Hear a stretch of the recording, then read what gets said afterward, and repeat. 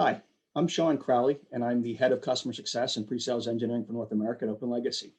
I'm joined today by Ricardo de la Fuente, who's the CIO, Banco Pichincha, Miami agency. How are you, Ricardo? Good to see you. Good afternoon. Good to see you. Good, good. So we're here to talk a little bit today about the relationship between OpenLegacy and Pichincha and some of the ways we've collaborated. Sound good? Oh, sounds good. Good, good, good. A lot of good stories to tell. There you go. Can you talk a little bit about the challenges you were trying to solve a few years ago that brought OpenLegacy into the solution picture? Oh, certainly. Initially, when I got hired to work here at the agency, one of the first challenges or one of the first initiatives that I wanted to initiate and that the CEO wanted to embark was to upgrade a legacy core system. And the proposition to him was to probably may not be necessary to do the upgrade if the core system does the accounting, the consolidation of the activities, the financials, everything okay for the agency. There was no reason to go through that effort of doing a major core upgrade, costing us time and money to do that upgrade, and then have to bring other applications to work with the core. So the proposition was we can sort of build a layer, an API layer, that would sort of communicate on the back end with the core application, and then bring best of breed applications to manage other activities, including online omni-channel type solutions, or bring some purpose specific applications to manage some of the activities at the bank. So that was the initial challenge and the initial proposition. And we set out to look for the right solution to help us build a middle tier. No, makes sense. It makes sense. So then why OpenLegacy? I mean, how did you come to that conclusion? So what we were looking for actually were two types of API type frameworks. One was to sort of create like a gateway of API. So the other one that would be able to communicate with legacy systems.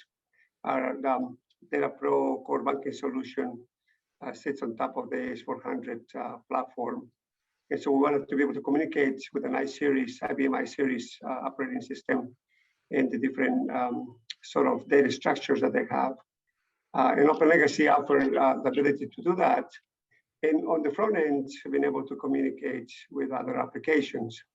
And we are a correspondent bank, and so we needed to do a lot of correspondent banking activities, Sure. like transferring funds via wire transfers. And we needed to sort of integrate the Federal Reserve Bank and integrate SWIFT Alliance to be able to sort of process both types of transactions and be able to then connect to our core system.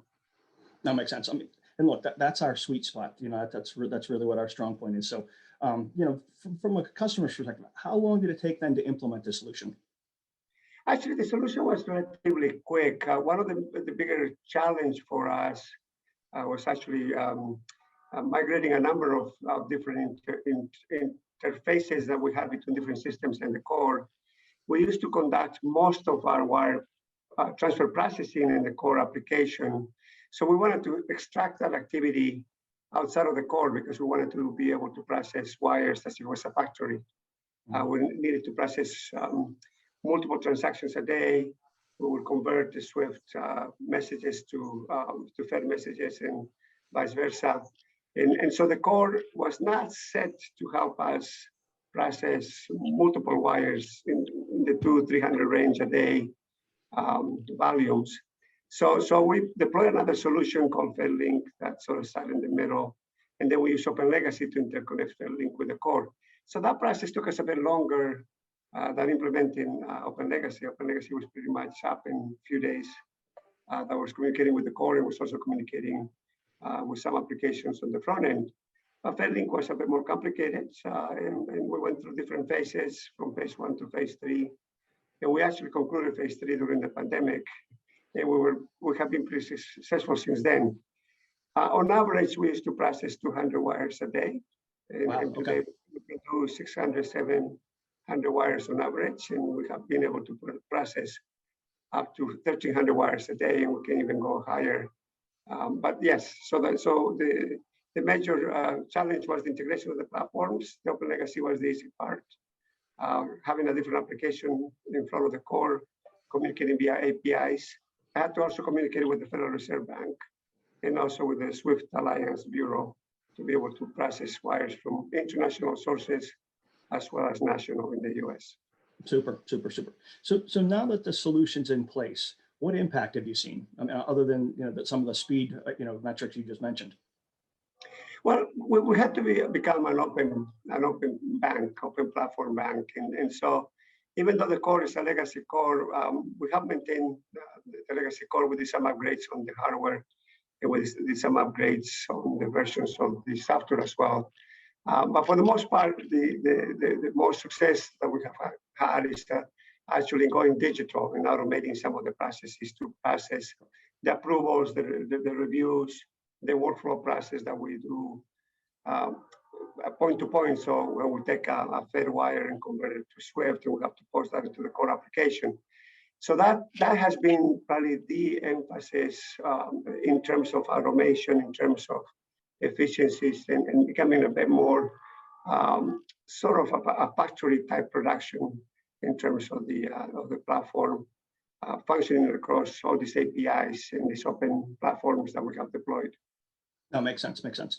So last question then, you mentioned the pandemic and everything. As you look into the future, what are some of the future applications you would see, being applied by OpenLegacy within the bank?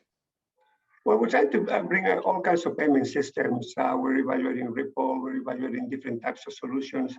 And all of these sort of new systems, payment systems are communicating via APIs. But ultimately, they all have to end up in a core application, whether it's an open core or a traditional legacy core. Although the newer core systems, they sort of claim to have open APIs, which they have released them, but they tend to be a la carte, and you pay per API connection to get any activity out of the core systems. So with OpenLegacy, once we connect to the core, we have no incremental costs in terms of creating new APIs. And so as we develop different point-to-point APIs, we just sort of go through the process without having to negotiate with the core vendor for subscription-based additional API access to different core functionalities.